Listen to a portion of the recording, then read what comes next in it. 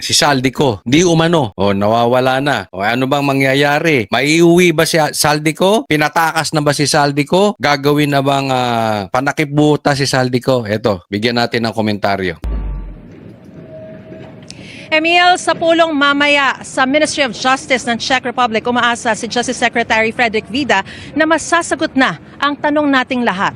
Nasaan na nga ba si dating Congressman Zaldico at paano siya pinakamabilis na maibabalik sa Pilipinas?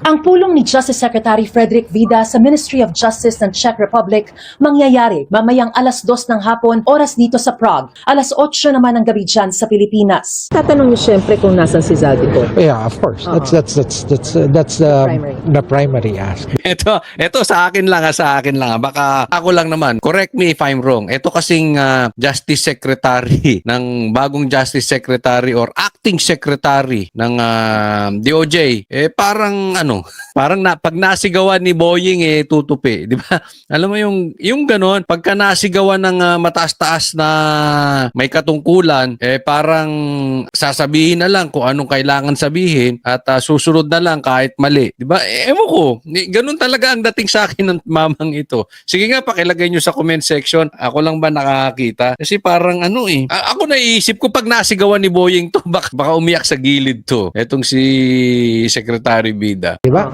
Kasi if our objective really is, the objective really is to bring him home and let him face the charges he's charged with. And the basic question is, paano ba natin yung proseso kung paano siya maiuwi? Nang mag-anunsyo si Pangulong Bongbong Marcos noong April 16, sinabi niyang nahuli na si dating Congressman Zaldico sa Czech Republic. Matapos yon, wala nang linaw kung ano eksakto ang nangyari at kung hawak pa ng mga otoridad si Ko. Hanggang sasabihin ng Department of Justice na hindi arestado ang dating kongresista. Nanindigan ngayon ang Malacanang na hindi nagkamali ang Pangulo sa pagsasabing nahuli na si Ko at hindi raw sa kanya galing ang salitang aresto. Pag sinabi nating nahuli na si Zaldico, it doesn't necessarily mean that it is an arrest. So kapag nahuli, pwede nating sabihin na napahinto, na stop, na prevent sa pagkilos. Ang gago nitong abogada na to no? Hindi, ang gaga ni ating. Tingnan po ninyo, ha? Generic daw, general po yung ibig sabihin daw nitong nahuli. Pwedeng napahinto, na-stop, o napatigil. Parang ganun ang ibig sabihin nitong si Claire. So, pag titignan po natin, kung nahinto lang etong si Zaldico, bakit kailangan pa i-announce ng presidente? Di ba parang tanga lang? Di ba parang tanga yung presidente nyo? Isipin ninyo, nahinto lang si Zaldico, i-announce mo pa? Binigyan mo pa ng panahon yun. Samantalang naghihirap na tayo, na nawawalan na tayo ng marami ng mga Pilipino ang nagugutom. Tumataas na ang presyo ng gasolina. Tapos sasabihin mo, mag-a-announce ka sa Facebook mo, na-stop lang. Kung susundan ko etong pag-i-explain ni Claire Castro, masasabi ko sa inyo na si Bongbong Marcos ay nahuli din sa pagdodroga. Bakit? Kailan nahuli si Bongbong Marcos sa pagdodroga? Dati, inamin naman niya, di ba, before, nung kanyang kabataan, nagdodroga siya. Pero according to him, na-stop na. So kung susundan ko yung meaning ng bokabularyo ni Claire Castro na ang nahuli ay posibleng na-stop lang, edi nahuli na rin si Bongbong Marcos sa pagdodroga niya. Di ba? Anong klaseng abogada to? I mean, ganito na ba ang mga abogado sa Pilipinas? O kaisa-isang abogada o abogado yung ganitong may bokabularyo? I mean, ang layo di ba? Ang sa pagkakakilala ko sa mga abogado, pagdating sa bokabularyo, matinang sila dyan. Magaling sila dyan. Maaring may ibang mga salita na nagkakaiba-iba ng meaning, pero meron ding mga salita na hindi ka pwedeng lalayo doon sa intention, ika nga. Dahil sabi nga ng secretary, di ba? Ang intention nila ay maiuwi dito si Zaldico. Nakukuha po natin. Yun ang intention ng gobyerno. Tapos mag-a-announce ang presidente, na-stop lang pala. Paano mo maiuwi ngayon si Zaldico kung nawawala si Zaldico at na-stop lang? Di ba gaga? Ito sa akin, dalawa lang yan. Either gaga to o ginagaga tayo. Di ba pinaglalaruan niya yung salita? I mean, sa akin matanong kita, Claire. Kasi yung klase ng pagtatanggol mo, parang may hugot. Ako, sasabihin ko ko po sa inyo, dahil kami ngayon nasa Vox Populi, ito ang mga mensahe sa akin. Ikaw daw ay nakinabang ng matindi dahil sa budget nyo sa PCO. Yan naman ay binanggit din ata, kung di ako nagkakamali, ni Chavit Singson. Meron na kami na interview, nagbanggit niyan. Or, yung iba naman sinasabi, ikaw ay tatakbong senadora. Kaya ganyan na lang ang pagsipsip mo kay Bongbong Marcos. Akalain mo, ganyan mag-interpret ng salita ang PCO. Anong klase yan? Kung ngayon pa lang wala kang paninindigan, paano ka magiging senadora? Ngayon pa lang hindi ka marunong mag-interpret ng isang salita. Pagtatanggol mo lang, basta akalyado mo kahit na bali-baliko na yung ibig mong sabihin. At hindi mali ang Pangulo sa kanyang inulat noong April 16. Pero ngayong nasa Czech Republic na ang high-level team ng bansa, ang tanong ngayon, nahuli nga ba si Ko?